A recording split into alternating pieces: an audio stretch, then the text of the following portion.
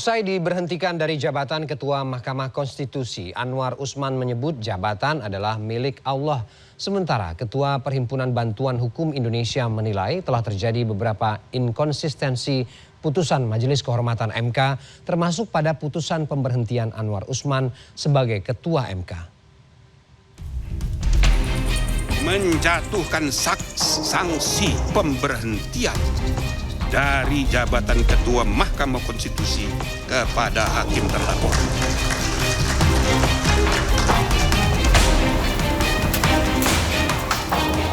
Mantan Ketua Mahkamah Konstitusi Anwar Usman tiba di Gedung Mahkamah Konstitusi Jakarta dan berkantor seperti biasa Rabu pagi, sehari setelah dicopot dari jabatan Ketua MK.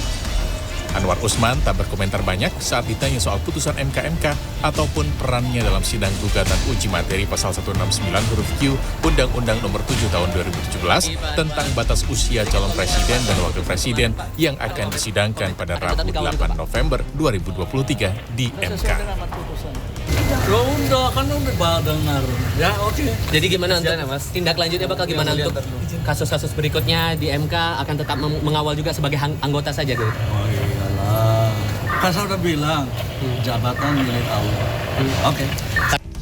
Menanggapi putusan Majelis Kehormatan Mahkamah Konstitusi, Selasa petang Ketua Perhimpunan Bantuan Hukum Indonesia sebagai salah satu pemohon menyatakan telah terjadi beberapa inkonsistensi, salah satunya pada putusan pemberhentian Anwar Usman.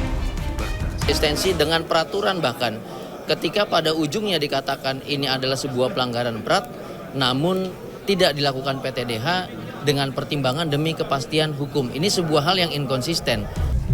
Selasa malam, sejumlah mantan hakim MK menggelar pertemuan tertutup di sebuah hotel di Jakarta Pusat. Mereka prihatin dengan kondisi MK saat ini karena dinilai dapat menurunkan kepercayaan publik. Tim Liputan, CNN Indonesia.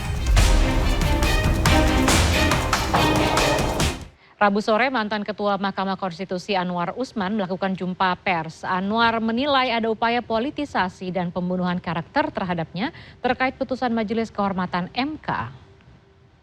Meski saya sudah mendengar ada skenario yang berupaya untuk membunuh karakter saya, tetapi saya tetap berbaik sangka, berhusnudzon, karena memang sudah seharusnya.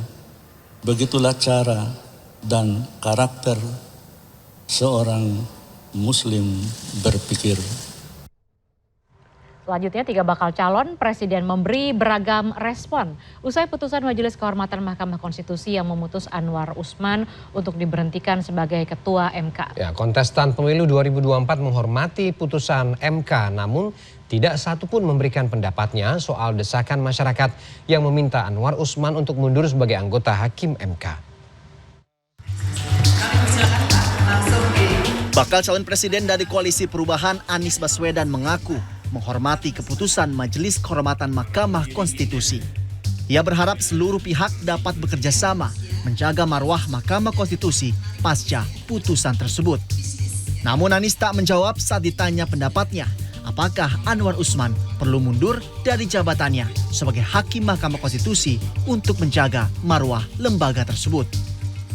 Keputusan Majelis Kehormatan dan Majelis Kehormatan pasti melakukan proses yang objektif, yang transparan, mengandalkan kepada data, informasi yang sahih. Harapannya keputusan-keputusan dari Majelis Kehormatan ini benar-benar akan menjaga kehormatan mahkamah yang sangat terhormat ini. Sementara baca pres dari Koalisi Indonesia Maju Prabowo Subianto setelah sempat menjawab sejumlah pertanyaan soal visi misinya di bidang ekonomi, Prabowo langsung menuju ke mobil pribadinya. Tapi sekarang kita mau langsung ke akar masalah. Seluruh anak-anak kita harus dapat gizi yang baik supaya dia mampu untuk belajar dan kuat untuk menghadapi masa depan. Ya. Oke, terima kasih.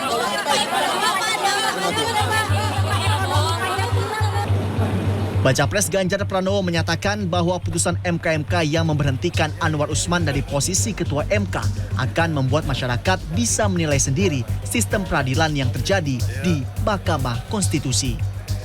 Mas, soal hak angket gimana Mas? Kalau Mas Ganjar kan pernah di DPR Mas. Putusan dari majelis etis itu. Saya menghormati semuanya. Mas, kalau hak angket Mas, hak angket gimana Mas? Hak angket kan Kita masyarakat akan melihat bagaimana sistem. Nah, untuk itulah kami memutuskan berhenti dari ketua. Anies dan Ganjar sama-sama menyatakan harapannya agar seluruh pihak dapat menjaga marwah dan kehormatan Mahkamah Konstitusi. Ausrion Dholu, Ilham Aji, Jakarta.